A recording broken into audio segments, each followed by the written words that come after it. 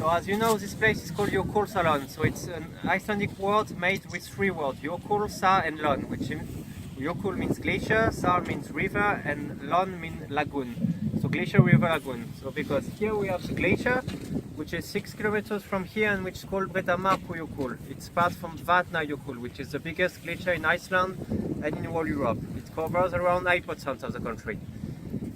And under this glacier we have a river which is 21 kilometers long, and here we are in the lagoon, which is 25 square kilometers, and the deepest point is 260 meters. It's the deepest point in Iceland. So all the icebergs you can see here are breaking on the glacier tongue, and they are coming slowly, and they are melting here. They are not going into the sea because under the bridge is not deep enough, so they can't go outside. And it takes between 2 and 5 years for the biggest iceberg to melt completely. Do you know which part of the iceberg we can see above the water? 10%. How many? 10%. 10, yeah, it's just 10%. So you have to imagine all the iceberg like this piece with just 10% the water here and 90% is under the water. That means they are really big, and sometimes they can break, and when it happens, so they have to move to find again a position with 10% and 90%. But when a big piece is breaking, they can move a lot, they can flip over completely, and sometimes it takes 5 minutes to find again this position.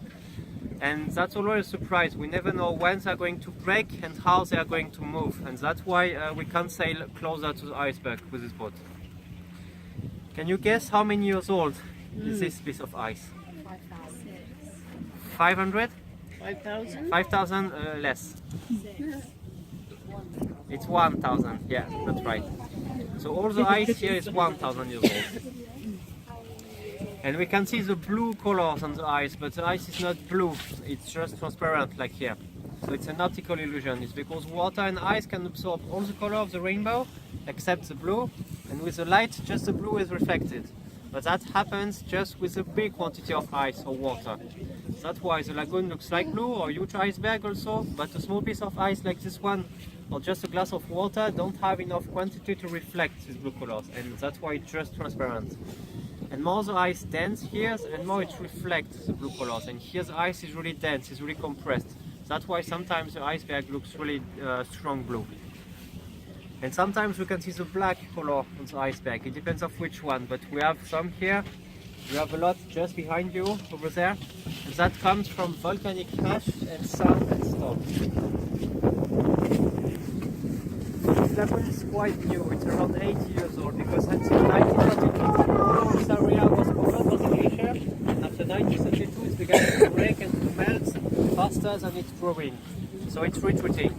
And now every year it's getting smaller, between 100 and 200 meters, and that's a lot, that's really fast. And that's not only due to global warming, it's also because here in this lagoon we have a mix with salt water and fresh water. So salt water comes from the ocean with high tides, and salt water melts ice faster than fresh water. And also because salt water which comes from the ocean is warmer than fresh water which comes from the glacier.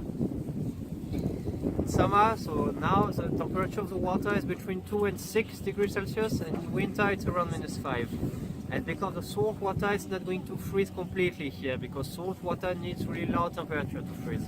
So just some parts of the lagoon are freezing. Have you seen the movie James Bond Die Another Day? Yeah.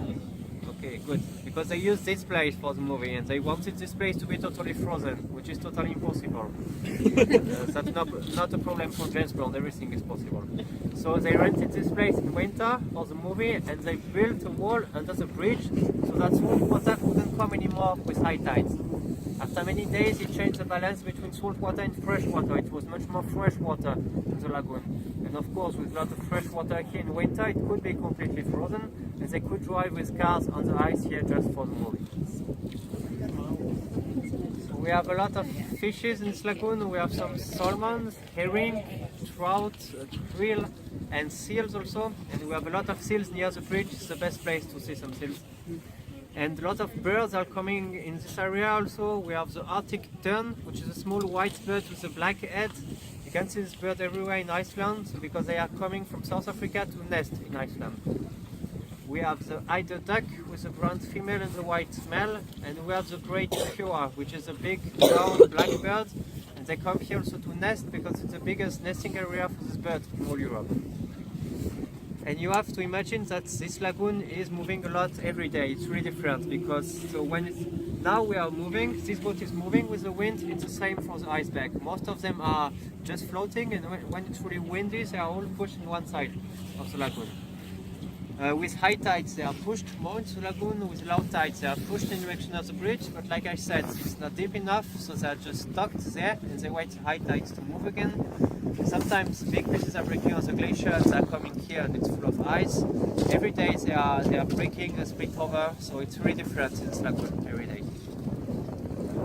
Okay, now if you want to call the trophy, to make photo with it, you can take it. And after I'm going to break some small pieces and you can taste the ice if you want. Go ahead. This one is really clear, really crystal clear. Hurry up. I got it. Would you like to hold the trophy? I like it.